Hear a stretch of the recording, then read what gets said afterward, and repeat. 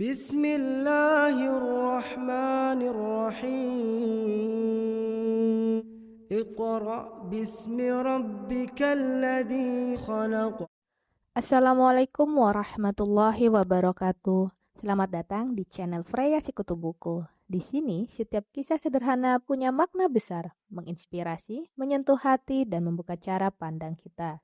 Jangan lupa like, komen, share, dan subscribe agar kita bisa terus berbagi cerita penuh makna. Selamat mendengarkan. Pada saat itu subhanallah 1 rupiah pun ikhwah saya nggak punya duit. Allah jadi saksi, saya bingung waktu itu bagaimana caranya untuk mencari jalan keluar nih. Jual restoran pun akan dilelang dalam kondisi murah, restoran itu sudah besar asetnya. Ini gimana caranya, saya nggak punya duit. Mindahin ke tempat lain butuh uang untuk sewa, gitu kan. Membuka lagi butuh uang yang baru untuk membayar sewa yang tertunggak, gitu kan. Tidak dibongkar juga akan dibongkar paksa. Ini kalau ada waktu tentu, sampai waktu tentu, kalau tidak ini akan dibongkar paksa. Subhanallah, godaan luar biasa. Ada yang masuk, saya tidak tahu dari mana, SMS masuk ke HP saya, pinjaman dengan bunga yang ringan 250 juta sampai 750 juta terus dari banyak perbankan. Saya nggak tahu, tiba-tiba masuk, saya tidak pernah iyakan, selalu gitu kan. Saya cuma berusaha ikhtiar, berdoa sama Allah, tawarin kepada orang kalau ada yang mau punya saham sama saya. Subhanallah, pas titik klimaks 3 bulan kemarin, 3 bulan tutup ya sementara, dan saya sudah berpikir mau jual pun sempat saya tawarkan, belum ada yang beli. Saya tiap hari saja berdoa. Di masjid ini saya kedatangan seseorang, jemaah pengajian saya, bukan jemaah pengajian sebenarnya, dia rutin mengikuti ceramah kita ya yang diupload di YouTube, dan tinggal di Paris. Orang Indonesia, orang kita tapi tinggal di sana. Datang selama ini dia selalu kalau saya punya program gali sumur diikut. Ada program kemarin badal haji, ditipin uangnya. Selalu program sosial diikutin sama dia. Subhanallah, pada saat lagi dia bilang sama saya SMS, Ustadz saya mau ke Jakarta, saya ingin hadir pengajian Ustadz langsung. Saya bilang baiklah kalau gitu, silahkan fadhal. Selesai pengajian kita, waktu itu selesai jam 9 malam, kurang lebih seperti jam-jam seperti ini. Lalu kemudian dia datang sebelah saya belum pernah lihat orangnya. Lalu dia salaman sama saya, dia bilang, Ustadz saya Pak John Firdaus, dia bilang sama saya gitu. Terus saya bilang, oh iya Pak, saya belum paham nih. Dia bilang, saya yang dari Paris Ustaz. Oh antum, terus salaman lah, ngobrol-ngobrol sampai ke mobil gitu kan. Saya sempat kasih dia beberapa buku yang biasa saya bawa di mobil. Ini akhi, mungkin antum bisa baca-baca di sana sama keluarga dan seterusnya. Sebelum berpisah, dia bilang sama saya, Ustaz saya sempat bawa teman ke Kalibata. Kok saya mau ajak makan, tutup tempatnya Ustaz. Oh iya, ceritanya ada tunggakan pembayaran yang belum saya bayar dari sewanya karena tidak cukup antara omset penjualan dengan ini. Oh gitu Ustaz, ya. Kira-kira butuh berapa biaya? Saya bilang, mungkin saya butuh sekitar 250 juta untuk memutar kembali restoran ini. Karena butuh ada tunggakan 168 dan saya harus dengan biaya operasional sekitar 250 juta. Rencananya memang saya mau buka saham kalau memang ada yang mau masuk. Dia bilang sama saya tiba-tiba, ini cuma mau berpisah di sini di depan masjid ini, dia bilang sama saya, Ustaz kalau Ustaz bilang, saya baru saja kemarin masukin anggaran dana saya 400 juta di satu perusahaan. Kalau saya tahu saya akan ikut sama Ustaz. Ya sudahlah akhi, qadarullah nggak apa-apa gitu kan.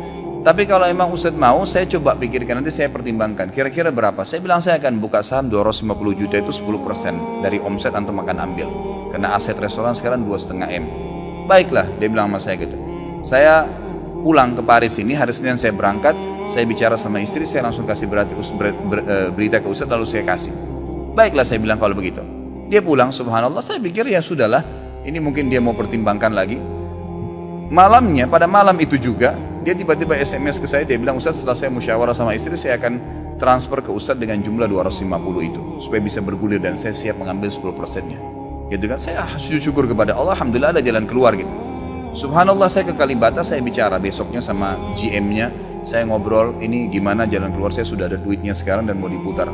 Oh udah nggak bisa Pak Khalid, ini kan sudah 3 bulan vakum, udah nggak bisa, harus dibongkar, udah tutup, nggak bisa lagi. Kalau Pak Khalid mau pindah tempat lain silakan, atau mau buka sini kembali harus ganti nama. Baiklah, saya coba kembali kepada Allah SWT lagi berdoa, ya Allah berikan petunjuk, ada apa sebenarnya ini, bagaimana jalan keluarnya. Hati saya subhanallah cenderung untuk keluar gitu kan. Udahlah mungkin saatnya untuk keluar dari situ, karena memang selama ini ada teman-teman saya berikan masukan juga yang sering datang, akhi di sini parkiran susah, akhi di sini kadang-kadang tidak ditahu dan seterusnya, lebih baik kalau ente keluar. Saya tiba-tiba berpikir mungkin saya keluar deh. Saya iseng aja di condet, saya mutar-mutar, coba deh saya cari ruko, mungkin ada dengan 250 juta daripada saya bayar ke Kalibata, mendingan saya sewa ruko, mungkin bisa sewa 2 tahun 25 juta, 100 juta per tahun, saya bisa dapat 2 tahun, lalu saya coba gulirkan lagi. Dengan izin Allah, di depan rumah, di Jalan Raya Condet itu dekat rumah orang tua saya, ada satu ruko, 2 ruko disambung, 3 tingkat, dan ruko itu bekas travel haji umroh, gitu kan. Pas dipasang spanduknya disewa, dikontrakin, gitu kan. Saya langsung tanya, saya telepon, setelah saya tinjau beberapa lokasi, kemudian saya telepon. Dia bilang boleh, silakan Bapak lihat. Saya lihat ke dalam, cocok, alhamdulillah 3 lantai itu. Kemudian saya tanya sewanya, ternyata dananya juga mencukupin, gitu kan, dananya mencukupin. Lalu kemudian saya mulailah ya proses, saya bayar sewanya, kemudian saya juga proses pemindahan, dan insya Allah dalam waktu dekat akan dibuka. Tapi saya melihat dari pelajaran sini, ikhwah, bahwasanya jalan keluar dari Allah itu ribuan, jutaan jalan keluarnya. Sabarin aja, nikmatin prosesnya. Setiap penawaran haram, tolak, jangan pernah mau. Dengan izin Allah akan ada jalan keluar. Tidak ada. Kata Nabi SAW, "Man taraka syai'an lillah abdalahu khairan min." Gitu kan? Jadi tidak ada sama sekali. Subhanallah, pada saat itu saya harus bayar sewa 225 juta, uang sisa 250 juta pada saat itu. Terus kemudian saya sempat telepon ke akh itu lagi, ya, Pak John, semoga Allah jaga beliau.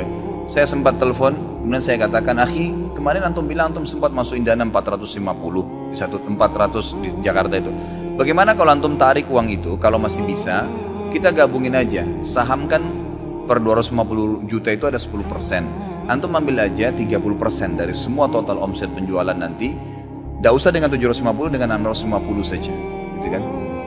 Dia bilang kalau itu sudah nggak bisa Ustaz, tapi memang coba saya pertimbangkan deh. Saya akan coba hubungin teman-teman di Paris ini yang sudah biasa, yang kenal antum, gitu kan? Kalau yang kenal antum mungkin mereka bisa. Baiklah, fadhal. Subhanallah, besok dia SMS lagi ke saya, Ustaz, saya sudah musyawarah dengan istri, ternyata saya punya dana cukup 650, kami yang pegang semua saham itu. Ditransfer uang semua ke saya. Yang tadinya saya dari 1 rupiah tidak pegang duit, masuk uang 650 juta, ikhwah, tidak masuk di akal, gitu. Sesuatu yang tidak masuk. Orang ini saya nggak kenal, nggak pernah ketemu, sekali ketemu di sini, dan sekarang sudah kembali ke Paris. Setiap kali saya bilang akadnya saya akan kirim, baru tadi saya kirim akadnya. Sudah nggak apa-apa Ustaz, saya percaya. Akhi, ini bisnis loh, bisa untung rugi. Sudah paham Ustaz. Orang lain aja banyak bisnis dia rugiin saya nggak takut, apalagi sama Ustaz. Sudah silakan, alhamdulillah. Saya melihat Allah berikan jalan keluar yang sangat dimudahkan. Yang penting nikmatin prosesnya. Terima kasih telah menyaksikan hingga akhir. Semoga kisah ini membawa manfaat dan menjadi pengingat dalam hidup kita. Jangan lupa untuk like, komen, share, dan subscribe agar semakin banyak orang yang mendapat inspirasi. Sampai jumpa di kisah penuh hikmah berikutnya. Assalamualaikum warahmatullahi wabarakatuh.